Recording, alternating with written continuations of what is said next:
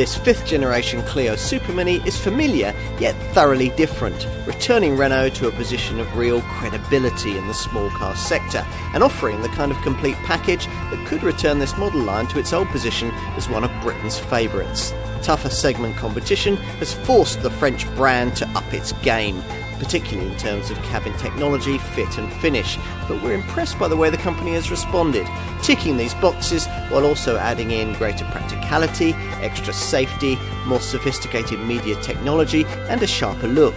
There's plenty to like here. Renault set out here to try to deliver a driving experience to Clio buyers which is a little different to that they served up before. Now, previous models had something of a comfort focus, but with this 5th generation design, the brand has sought to combine that with a little of the alert feel that you get in this segment from cars like Ford's Fiesta. It would be asking a little much for the company to absolutely nail this demanding brief at its first proper attempt, but it has got reasonably close. A little of what we might call Clio-ness has been sacrificed in the process. This car no longer cruises over bumps with quite the ease of its predecessor. Most undulations, though, are dispatched without fuss, and there is certainly a purpose to the way that the car turns into bends and a level of body control that certainly wasn't there before. Plus, of course, in town, as you'd expect, it's nippy, manoeuvrable and easy to park. Engine-wise, most buyers are going to want Renault's latest 1-litre 3-cylinder unit, available either in normally aspirated form in the base SCE 75 variant or in turbocharged guise with the TCE 100 power plant that most customers will prefer. That engine is also offered with the option of CVT automatic transmission. With forced induction, this 999cc power plant feels agreeably eager, and it's decently economical too. It delivers 54.3 mpg on the WLTP combined cycle and 99 grams per kilometre of NEDC rated CO2. If you want to do better, there's a blue DCI 85 1.5 litre diesel model, or you can ask your dealer about an E-Tech self-charging full hybrid variant which mates a 1.6 litre petrol engine to a clever multi-mode auto gearbox and a pair of electric motors powered by a 1.2 kilowatt-hour lithium-ion battery. Your other engine option is the 4-cylinder 1.3 litre TCE 130 unit that we're trying here, which has to be had with an EDC 7-speed automatic gearbox. Whatever power plant you select, refinement is excellent by segment standards, very nearly class leading, and that's enough to make this Renault a very pleasurable companion on the kind of longer journeys that you might normally expect to find a touch wearing in such a small car. Like its direct predecessor, this 5th generation Clio aims to act as a standard bearer for Renault's recent renaissance in its approach to vehicle design, with inspiration that, like that previous car, draws heavily on Dutch stylist Laurent van der Akker's futuristic Desir concept car of 2010.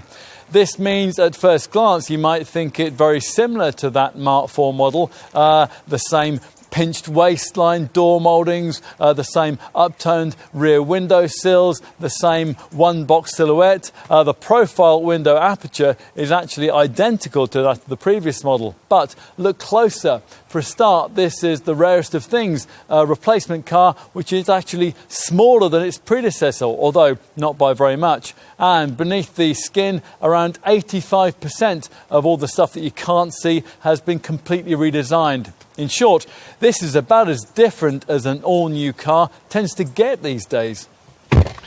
We can't immediately think of a bigger step forward in interior design and quality in any car we've recently tested.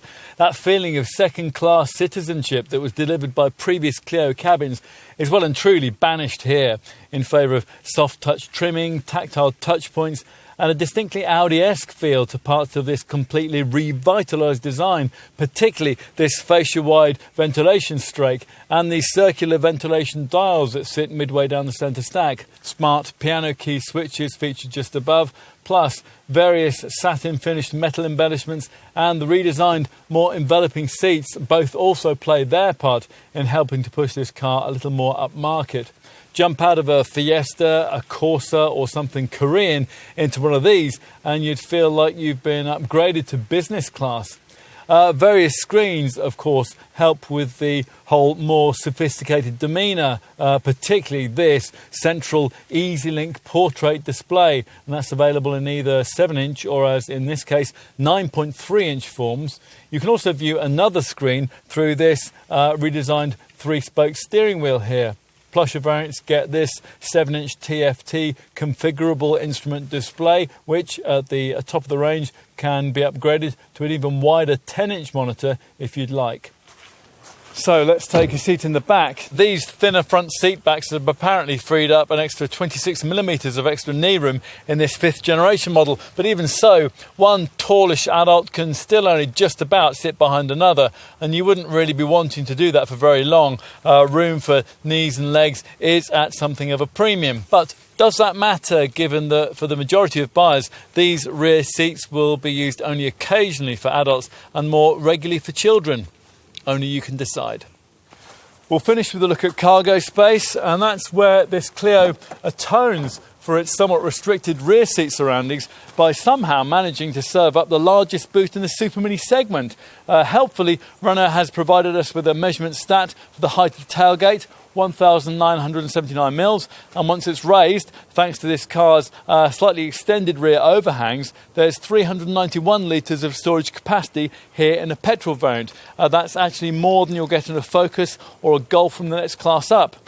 Which leaves us with what? Well, a very accomplished all-rounder certainly, and a car that merits a significant place on any serious Super Mini buyer's shortlist. In driving it, we were reminded of something a recently disgraced former Renault chief executive once said: "There's nothing wrong with any car company that good cars won't fix." This is undoubtedly one of those. Good enough to reawaken British interest in the Clio? Possibly not, but you've watched this film, you know better. And if you're looking for a Super Mini, we think that you should give this one a chance. It might just surprise you.